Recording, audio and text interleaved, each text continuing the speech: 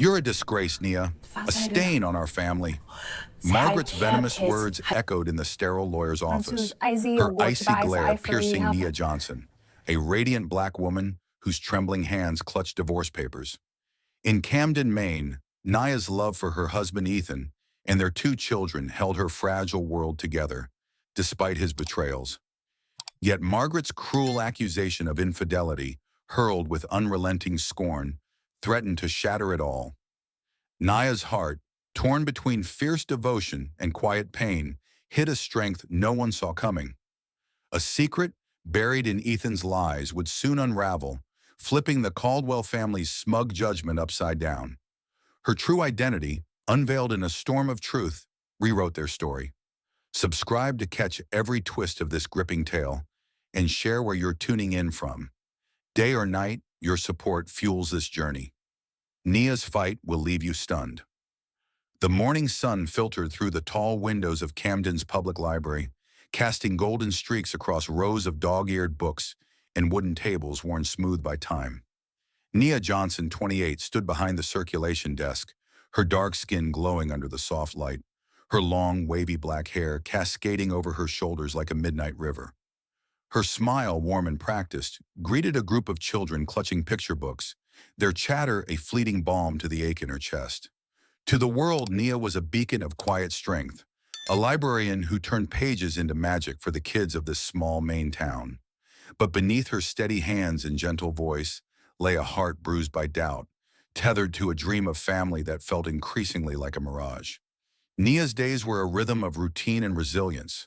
By 8, she'd drop Amara, her 4-year-old daughter, at preschool, where the girl's tight curls bounced as she waved goodbye with a grin that mirrored Nia's own. Elijah, her 2-year-old son, stayed with a neighbor, his chubby hands clinging to her as she promised to return soon. The library was her sanctuary, its hushed aisles a refuge from the storm brewing at home. She'd shelve books, read to wide-eyed kids, and help elderly patrons navigate the computer catalog, all while bearing the truth that gnawed at her. Ethan, her husband, was slipping away. Ethan Caldwell, 32, cut a striking figure in Camden's elite circles, a white man with sharp cheekbones and a charm that opened doors. His real estate empire thrived, his tailored suits and easy grin masking a heart grown cold. Nia had fallen for him 5 years ago, captivated by his promises of forever in a seaside cafe, where he'd spun dreams of a family under Maine's starry skies. Now those promises felt like echoes. Ethan's late nights, his curt texts, the faint scent of perfume on his shirts. They told a story Nia didn't want to read. Yet for Amara and Elijah, she'd tried to rewrite it, forgiving him twice, and maybe 3 times, when she found texts from a woman named Jessica. Each time he'd dismissed her tears, calling her paranoid, his hazel eyes glinting with impatience. "You're blowing this out of proportion, Nia," he'd say, his voice smooth as the contracts he signed. And she, desperate to keep her children's world intact, swallowed the pain, her love for him a stubborn flame refusing to die. Today, as Nia scanned a stack of children's books, her fingers brushed a sticky note tucked inside the velveteen rabbit. "Mommy, you're my hero," it read in Amara's wobbly crayon scrawl. Nia's throat tightened, her eyes stinging. She tucked the note into her pocket, a talisman against the growing weight of her marriage. The library hummed with life, kids giggling, pages rustling. But her mind drifted to last night. Ethan had come home past midnight, his tie loosened, his breath sharp with whiskey. She'd found a hotel receipt in his jacket pocket, the date and amount burning into her memory. $450 for a suite at the Norumbega, a luxury inn far beyond their usual haunts. When she'd confronted him, her voice trembling, he'd laughed it off. "Client meeting, Nia, stop digging." His indifference was a blade, slicing deeper each time. The library's oak door creaked open, and Margaret Caldwell swept in, her silver hair pinned tightly, her navy coat pristine despite the drizzle outside. At 60, Ethan's mother carried herself like Camden's unofficial queen, her retired teacher's poise laced with a prejudice that never softened. She'd never accepted Nia, her dark skin and modest roots a blemish on the Caldwell legacy. "Nia," Margaret said, her voice crisp, her smile never reaching her pale eyes. I need a book on Victorian architecture for the Historical Society. Something prestigious. The word hung like a challenge, as if Nia's world of children's stories and public service was anything but. Nia nodded, guiding Margaret to the reference section, her heart pounding. Margaret's visits were rare but always pointed, each word a veiled jab.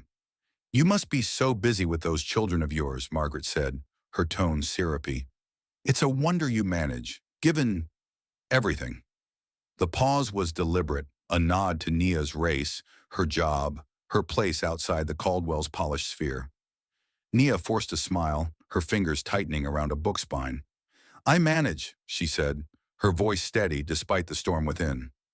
She wanted to scream, to demand why Margaret saw her as less. But Amara's note burned in her pocket, grounding her. For her kids, she'd endure. Back at home, the evening unfolded in a haze of routine. Nia cooked macaroni, laughing as Elijah smeared sauce on his cheeks, while Amara recounted her day in breathless detail. Ethan was absent again, his text claiming a late meeting. Nia's eyes lingered on his empty chair, the weight of that hotel receipt heavy in her mind. After tucking the kids into bed, she sat alone in their small living room, the walls adorned with Amara's finger paintings and Elijah's handprints. The silence was deafening, her strength a fragile mask. She pulled out her phone, staring at a photo of her and Ethan from their wedding day, her in a simple white dress, him beaming like she was his world.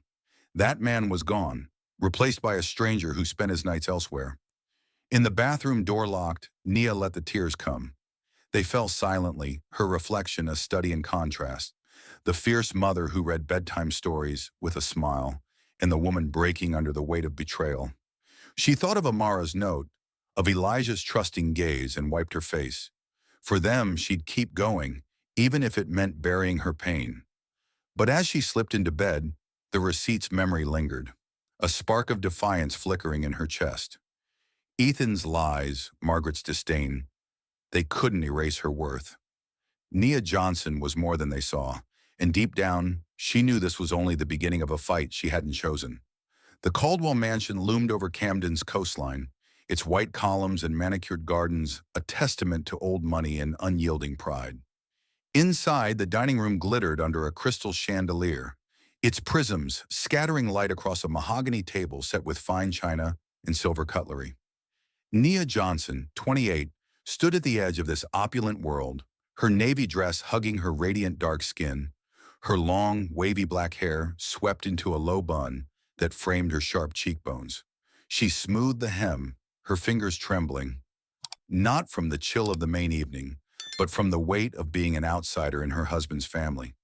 Tonight was meant to be a celebration, Ethan's latest real estate deal, but the air crackled with tension, and Nia's heart thudded with a premonition she couldn't shake.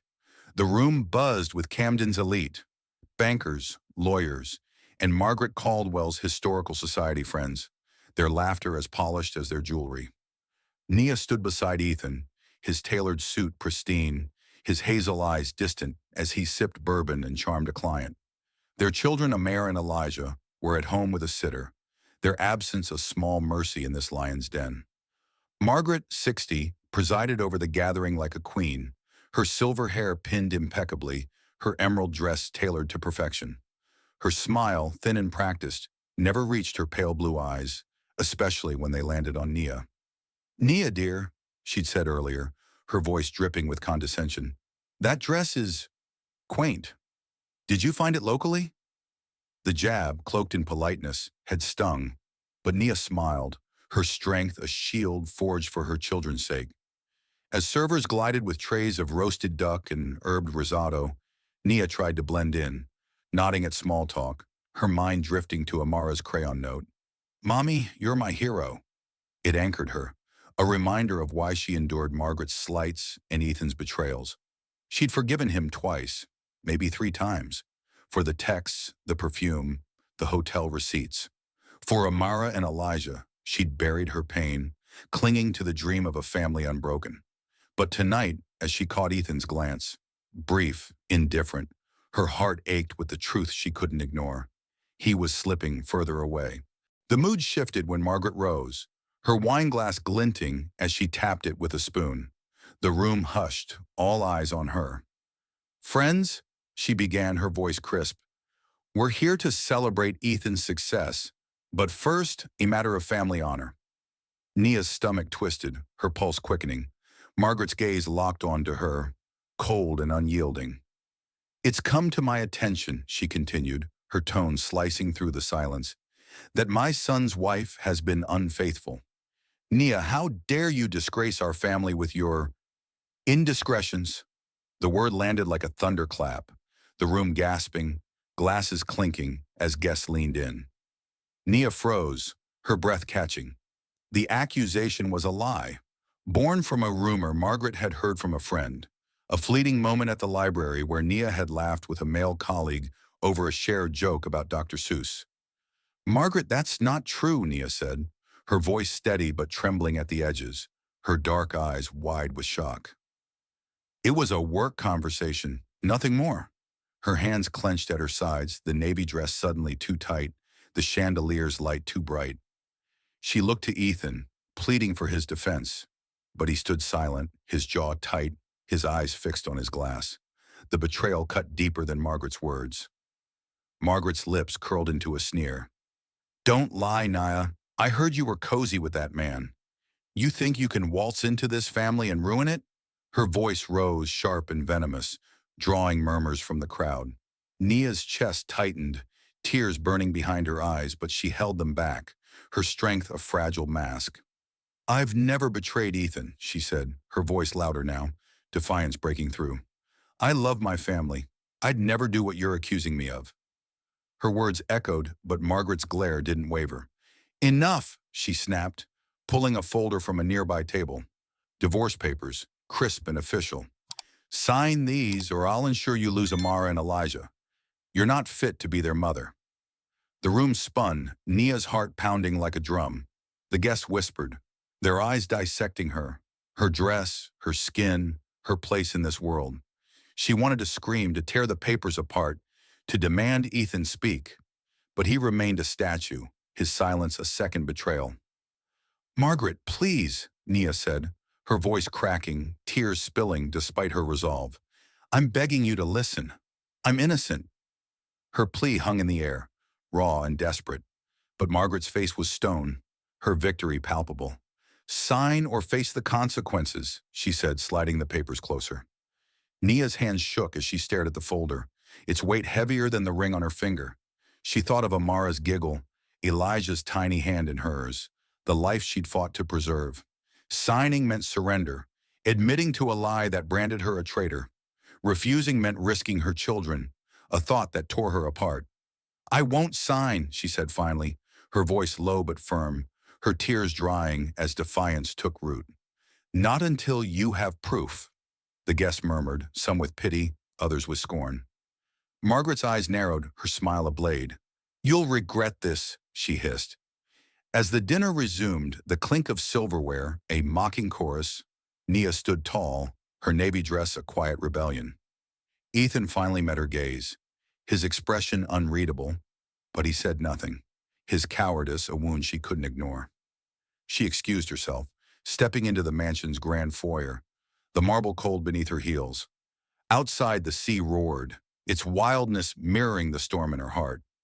Nia Johnson was a mother, a wife, a woman who'd endured for love. But tonight, as Margaret's words echoed and Ethan's silence deafened, she felt a spark ignite, a resolve to fight, not just for her family, but for her own worth. The battle had begun, and she would not break. The lawyer's office in downtown Camden was a sterile fortress of glass and steel, its floor-to-ceiling windows framing the gray churn of the Atlantic like a taunt of freedom beyond Nia Johnson's grasp. At 28, her radiant dark skin glowed faintly under the harsh fluorescent lights, her long, wavy black hair swept into a low bun that accentuated the sharp lines of her cheekbones. But her eyes, usually bright with the warmth of reading stories to children, were clouded with a storm of fear and defiance. She sat across a polished mahogany desk, the divorce papers spread before her like a guillotine waiting to fall. Each page was a cold indictment, branding her a traitor to a family that had never accepted her. The air was thick with the scent of ink and betrayal, and Nia's heart pounded, a drumbeat of dread and resolve. Margaret Caldwell, Ethan's mother, sat to her right, her silver hair pinned tightly, her emerald dress as unyielding as her resolve. At 60, she carried the authority of a retired teacher who'd never lost a battle, her pale blue eyes glinting with contempt. "You're a disgrace, Nia," she spat, her voice cutting through the room like a whip. "A gold digger who thought she could ruin my son with her cheap affairs." The words were venom, each syllable a deliberate wound, painting Nia as the villain in a story Margaret had already written. Nia's hands clenched in her lap, her navy skirt creasing under her grip. "I didn't cheat," she said, her voice steady but trembling at the edges, her dark eyes burning with unshed tears. "I've been nothing but loyal to Ethan, to our children." The lawyer, a gaunt man with wire-rimmed glasses and a voice like rustling paper, adjusted a stack of documents, his expression neutral but impatient. "Mrs. Johnson, the terms are clear," he droned. "No claim to Mr. Caldwell's assets. Limited alimony for 1 year. And if you contest, Mrs. Caldwell has threatened to pursue custody of Amara and Elijah." The mention of her children's names was a knife to Nia's heart, twisting with every syllable. Amara's crayon note, "Mommy, you're my hero," flashed in her mind, alongside Elijah's chubby hands, clutching her own. Losing them was unthinkable, a pain sharper than Margaret's cruelty or Ethan's indifference.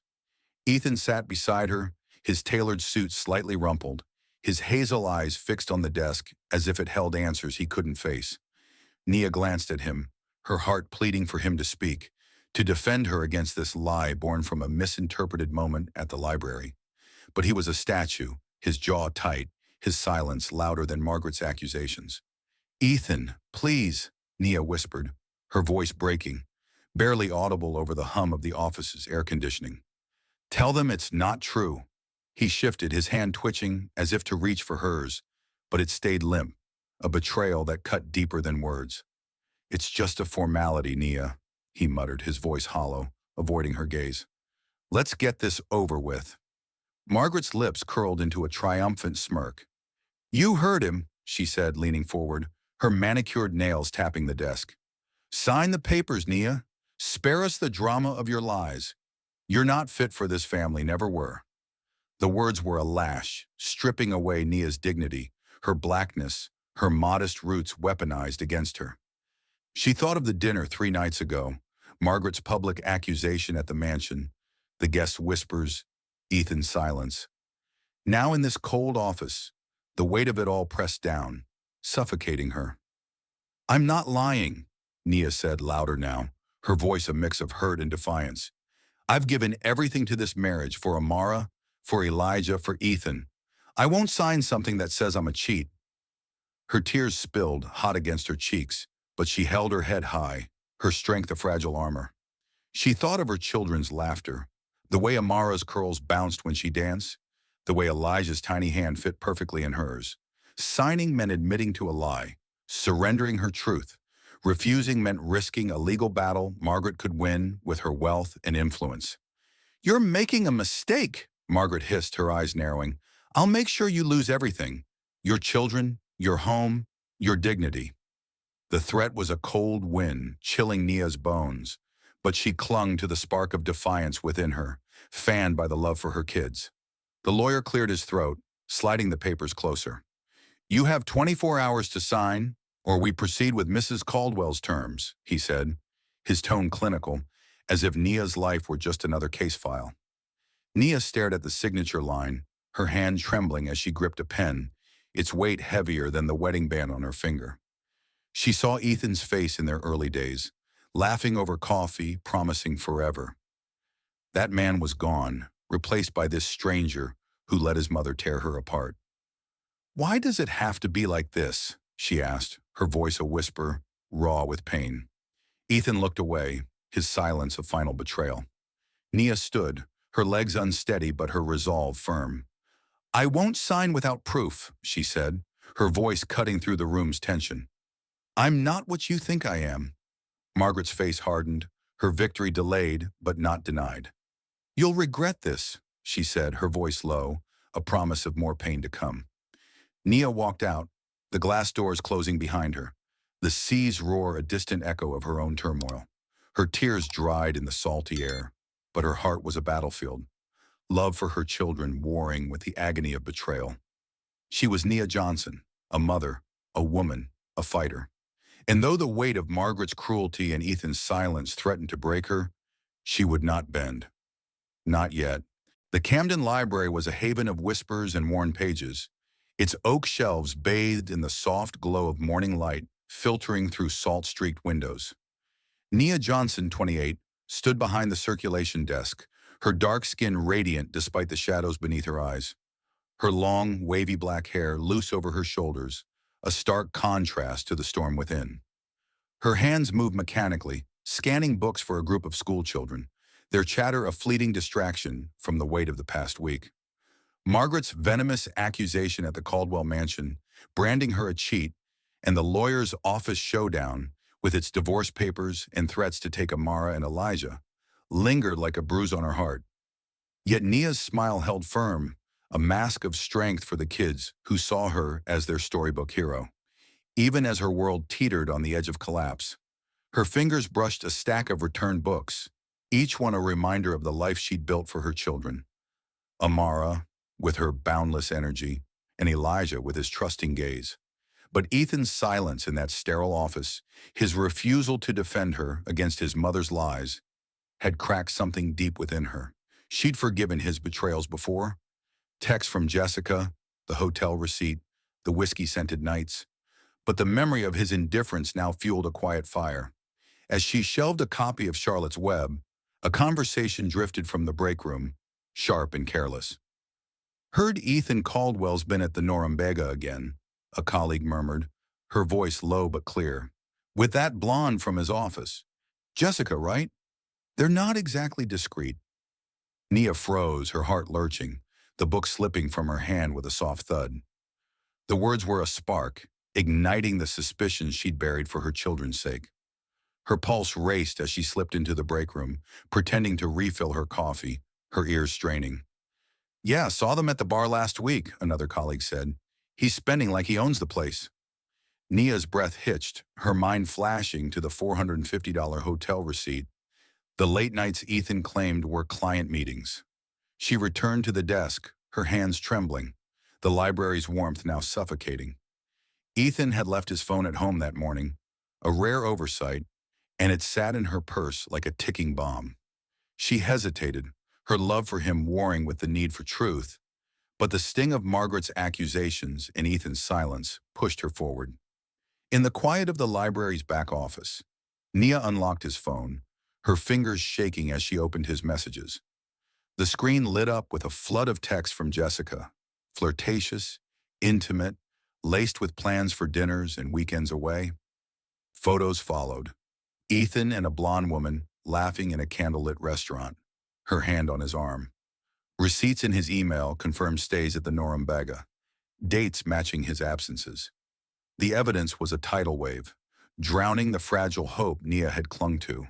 Her knees buckled and she sank into a chair, tears burning her eyes, not just for the betrayal, but for the years she'd spent forgiving him, believing love could mend what he broke. Her children's faces, Amara's crayon note, Elijah's giggles, flashed in her mind, and the pain hardened into resolve. That evening, their small Camden home was a cocoon of warmth, Amara and Elijah asleep upstairs, their soft snores a reminder of why Nia fought. Ethan walked in at 9, his tie loosened, his hazel eyes glazed with the faint scent of bourbon. Nia stood in the kitchen, her navy sweater hugging her frame, the phone and printed screenshots on the counter like a jury's verdict. "We need to talk," she said, her voice steady but sharp, cutting through the hum of the refrigerator. Ethan's brow furrowed, a flicker of annoyance crossing his face. "What now, Nia?" he asked, tossing his jacket over a chair. She slid the phone toward him, the screenshots glaring under the kitchen light.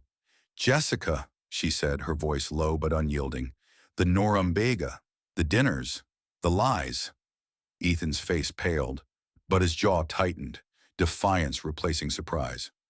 "You went through my phone?" he snapped, his tone accusing, as if she were the one at fault.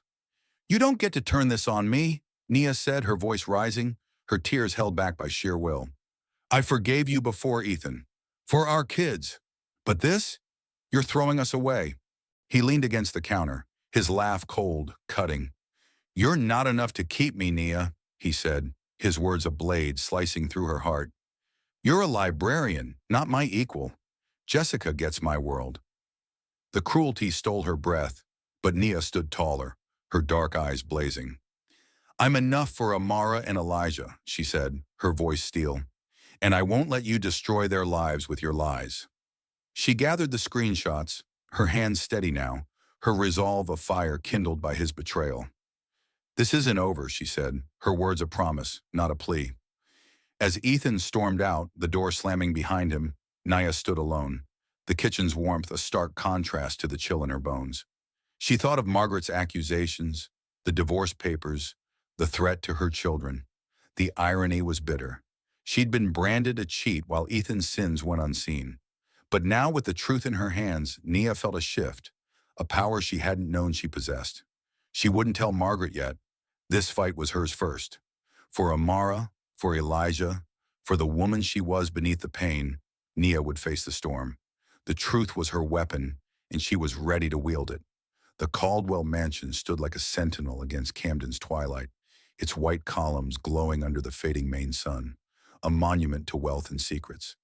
Inside, the dining room shimmered with opulence, the crystal chandelier casting fractured light across a mahogany table, laden with untouched plates of roasted duck and herb risotto.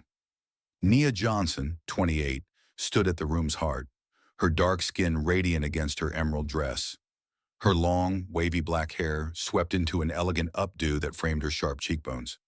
Her eyes, once clouded with doubt, now burned with a quiet fire, fueled by the truth clutched in her trembling hands. A folder of screenshots, texts, and receipts that exposed her husband's betrayal. Tonight, she wasn't the librarian Margaret Caldwell had branded a disgrace. She was a mother, a woman, a force ready to shatter the lies that had caged her. Margaret presided at the table's head, her silver hair pinned tightly, her navy dress as crisp as her authority. At 60, her pale blue eyes glinted with the smug certainty of a woman who'd never questioned her control. Ethan sat to Nia's left, his tailored suit rumpled, his hazel eyes flickering with unease as he sipped a glass of bourbon. The room was silent save for the clink of silverware and the distant crash of waves, the tension thick as fog rolling off the Atlantic. Margaret's voice broke the quiet, her tone laced with false warmth. Nia, how's the library? Still keeping you busy with those children's books? The jab was familiar, a reminder of Nia's place outside their world. But tonight, it only sharpened her resolve. Nia's fingers tightened around the folder, her heart pounding but her voice steady. I'm not here to talk about the library, she said, her words cutting through the room's pretense. She slid the folder across the table, its contents spilling out. Screenshots of Ethan's texts with Jessica, photos of them laughing in a candlelit restaurant, receipts from the Norumbega. This is about Ethan's lies. The room froze, the chandelier's light catching the papers like a spotlight. Margaret's fork paused midair, her face draining of color. Ethan's glass clinked against the table, his jaw tightening, but he said nothing, his silence a confession. Nia's voice rose, steady but raw with years of buried pain. I forgave you, Ethan. Twice, maybe 3 times, because I wanted Amara and Elijah to have a father. I wanted us to be a family. Her eyes locked on his, searching for the man who'd once promised her forever. But you threw us away for her. You let your mother call me a cheat, a disgrace, while you hid this. She gestured to the papers, her tears held back by sheer will. I'm done carrying your lies. Ethan's face twisted, a mix of guilt and defiance. You went through my phone, he muttered, his voice low, as if her discovery was the crime. You don't understand my world, Nia. Margaret's eyes darted over the evidence, her composure cracking like thin ice. This can't be right, she stammered, her voice thin, almost pleading. She snatched a screenshot, her hands trembling as she read Ethan's words to Jessica. Nia's not enough. You get me. The betrayal hit her like a wave, her son's duplicity rewriting the narrative she'd clung to. Ethan, she whispered, her gaze shifting to him. Is this true? He shrugged, his nonchalance a slap. It's not a big deal, Mom. Nia's blowing it out of proportion.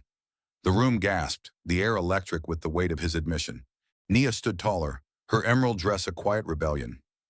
I'm not blowing anything out of proportion, she said, her voice steel, her dark eyes blazing. I'm done being your scapegoat, Ethan. And Margaret, I'm done letting you paint me as less because of my skin, my job, my love for my children.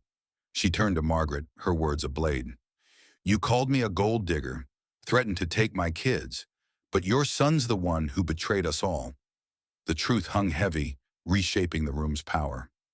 Margaret's face crumpled, her hands clutching the table, the weight of her misjudgment dawning. Ethan looked away, his silence deafening, his cowardice laid bare. I'll sign your papers, Nia said, her voice calm but unyielding.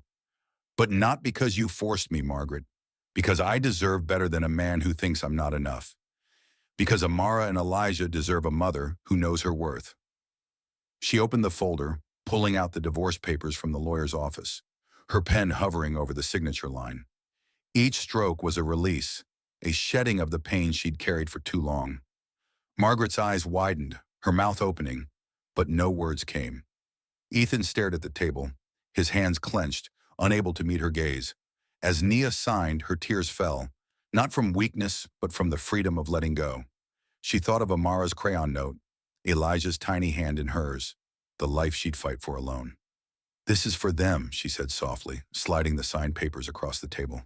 She turned to leave, her heels echoing on the marble floor, the chandelier's light fading behind her. Margaret's voice, small and broken, called out, Nia, wait! But Nia didn't stop. The sea roared outside, its wildness mirroring the fire in her veins. She was no longer the woman who'd begged for trust in that sterile office. She was Nia Johnson, a mother, a survivor, and the truth had set her free. The late summer breeze swept through Camden's quiet streets, carrying the scent of salt and pine to the small sunlit apartment Nia Johnson now called home. At 28, her dark skin glowed with a resilience hard-won, her long, wavy black hair falling loose over her shoulders, framing eyes that held both scars and hope. The apartment was modest, its walls adorned with Amara's finger paintings and Elijah's crayon scribbles, a tapestry of love woven from chaos.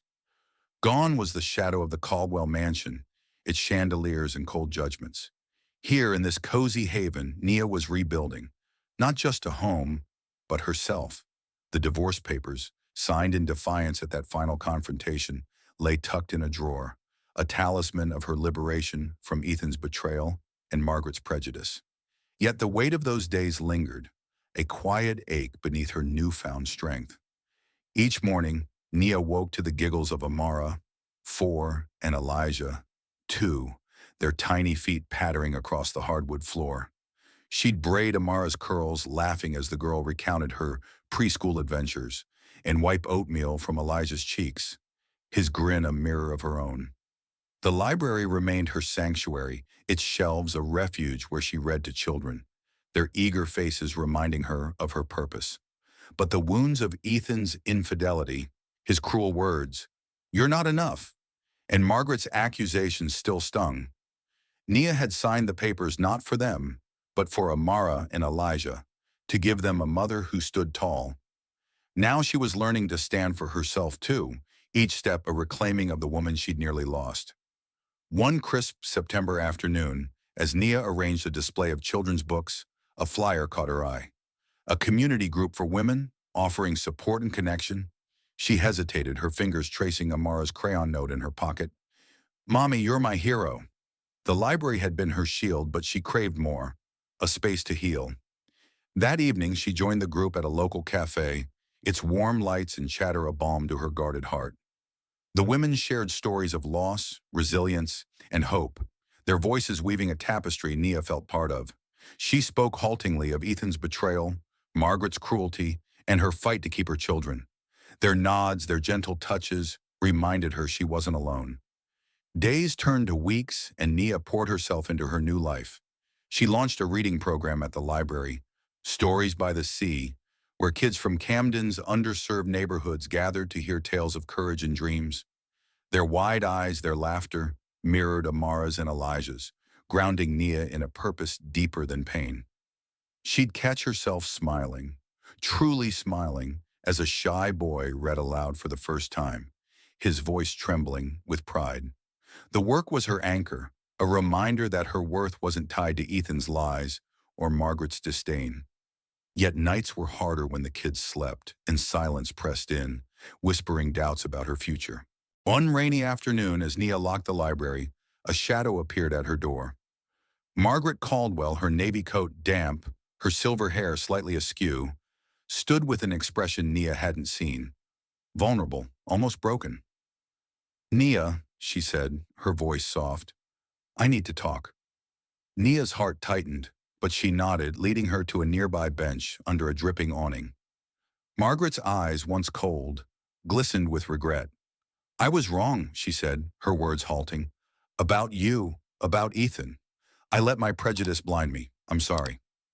The apology was a crack in the armor of the woman who'd called her a disgrace, but Nia felt no triumph, only a weary relief. "I forgive you," she said, her voice steady, "but I need space. For me, for my kids." Margaret nodded, her shoulders sagging, and left, her figure fading into the rain. The apology, though late, lightened Nia's burden, but it didn't erase the past. She focused on her children, on the life she was building. One evening at a library event, she met Daniel Harper, a 30-year-old teacher with warm brown eyes and a laugh that cut through the room's hum. He'd brought his students to her reading program, his easy humor drawing smiles from the kids. "You're a natural," he said, helping her stack chairs, his voice kind but unguarded. "These kids light up around you." Nia blushed, unused to praise that felt sincere. They talked about books, teaching, the way kids saw the world. And Nia felt a spark, not of romance but of possibility, a hint of a future untainted by betrayal. Back home, Nia stood before her mirror, her hair loose, her reflection a study in strength and scars. She wore a simple sweater, but her eyes held a fire that hadn't been there months ago. Amara's laughter echoed from the living room, Elijah's toy cars clattering. Nia smiled, her heart swelling with a truth she was beginning to believe. She was enough. The divorce papers, Margaret's apology, Ethan's lies. They were chapters closed, lessons learned. Daniel's kindness, the community group, the children at her readings. They were new pages, unwritten but bright with hope. As she tucked Amara and Elijah into bed, their small hands clutching hers, Nia whispered a promise. "We're going to be okay," she said, her voice soft but sure. She kissed their foreheads, their warmth her anchor. The sea roared outside, its rhythm echoing her own, a pulse of resilience, of a woman stepping into her power. Nia Johnson was no longer defined by the Caldwell's world. She was a mother, a healer, a force, and her story was hers to write. The spring sun spilled over Camden's Penobscot Park, painting the ancient oaks with golden light as laughter echoed across the grass. Nia Johnson, now 29, stood beneath a canopy of blooming dogwoods, her dark skin radiant, her long, wavy black hair braided loosely, swaying as she adjusted a paper crown on Amara's head. The park buzzed with the chaos of a fifth birthday party. Amara's, a whirlwind of balloons, cupcakes, and children chasing bubbles. Elijah III toddled after his sister, his tiny hands clutching a sparkler that flickered like Nia's newfound joy. The modest apartment they called home was miles away, but here, in this moment, Nia felt the weight of the past, Ethan's betrayal, Margaret's cruelty, the divorce papers, dissolve like mist. She was no longer the woman who'd begged for trust in a sterile lawyer's office. She was a mother, a survivor, a woman who'd built a family on her own terms. The park was alive with color, red streamers fluttering, a table piled with gifts, and Amara's giggles as she led a game of tag. Nia's heart swelled, her eyes tracing her daughter's curls so like her own, bouncing with every step. Elijah, perched on a picnic blanket, smeared frosting on his cheeks, his grin a mirror of hers. The divorce, finalized months ago, had been a painful birth, but it delivered freedom. The papers, still tucked in a drawer, were a relic of a time when she let love blind her to her worth. Now, as she watched her children play, Nia knew her value was in their laughter, in the life she'd carved from the wreckage of Ethan's lies. Daniel Harper, the teacher with warm brown eyes, arrived with a bright blue balloon tied to a gift bag. At 30, his easy smile and faded jeans made him a natural in the chaos of kids and cake. He'd become a fixture in Nia's life since their meeting at the library's reading program. His kindness a steady presence, not demanding, but constant. "Looks like Amara's ruling the park," he said, handing Nia a lemonade, his laugh cutting through the chatter. She smiled, her fingers brushing his as she took the cup, a spark of warmth igniting in her chest. Daniel didn't know the full weight of her past, Ethan's infidelity, Margaret's accusations, but he saw her, not as a victim, but as the woman who lit up a room with her strength. The party unfolded in joyful bursts, Amara blowing out candles, Elijah clapping sticky hands, friends from Nia's community group sharing stories over cupcakes. The women from the group, who'd held her through tears months ago, now toasted her resilience, their warmth a reminder of the family she'd found beyond blood. Nia's Stories by the Sea program had grown, drawing kids from across Camden, their faces a daily echo of Amara's curiosity and Elijah's mischief. Teaching them, reading tales of brave heroes, was her calling, a legacy of love she'd built from the ashes of her marriage. A shadow appeared at the park's edge, Margaret Caldwell, her navy coat out of place among the bright balloons. Since her apology, she'd kept her distance, sending occasional gifts for the children, but respecting Nia's boundaries. Today she held a wrapped package, her silver hair catching the sun, her face softer than Nia remembered. "For Amara," she said quietly, handing over a book of fairy tales. "I won't stay." Nia nodded, her forgiveness genuine but firm. "Thank you," she said, her voice steady, no longer seeking Margaret's approval. The older woman lingered a moment, her eyes tracing Amara's laughter, then turned away, a ghost of the past fading into the crowd. As the sun dipped, casting long shadows, Daniel joined Nia on a bench, Elijah dozing in her lap. "You've built something incredible," he said, his voice soft, his gaze on the children. "They're lucky to have you." Nia's throat tightened, not with pain but with gratitude. Daniel's presence was a quiet gift. No grand promises, just a steadiness that felt like home. He joined her at library events, helped Amara with crafts, and made Elijah laugh with silly faces. He saw her heart, not her scars, and in his eyes she saw a future untainted by betrayal. Nia stood, Elijah in her arms, and called Amara over. The girl ran, her paper crown askew, and threw her arms around her mother. "Mommy, you're the best," she declared, her voice a melody. Nia laughed, her eyes glistening, and hugged her tight. "You're my hero too," she whispered, kissing her forehead. She looked at Daniel, his smile warm, and felt her heart settle. This was family, messy, vibrant, built on love, not contracts or approval. As the party wound down, Nia gathered the kids' gifts, her braids swaying, her spirit light. The divorce papers, once a cage, were now a reminder of her strength. Ethan's world with its wealth and lies was a distant memory. Margaret's prejudice, though softened, no longer defined her. With Amara's hand in hers, Elijah's weight in her arms, and Daniel's quiet support beside her, Nia walked into the sunset, the park's laughter fading behind them. The sea roared, its rhythm her own, a pulse of freedom, of a woman who'd found her true family in the heart she'd fought to reclaim. Nia Johnson's journey, from the sting of betrayal to the triumph of self-worth, reminds us that true family is built on love, not judgment. Her courage in facing Ethan's lies and Margaret's prejudice speaks to the strength we all carry within. What did Nia's story stir in you? A moment of resilience, a spark of hope, or a lesson in standing tall? Share your thoughts in the comments and let us know where you're tuning in from. Your voice keeps this tale alive. A heartfelt thank you for joining us on this emotional ride. Your support lights the way for more stories.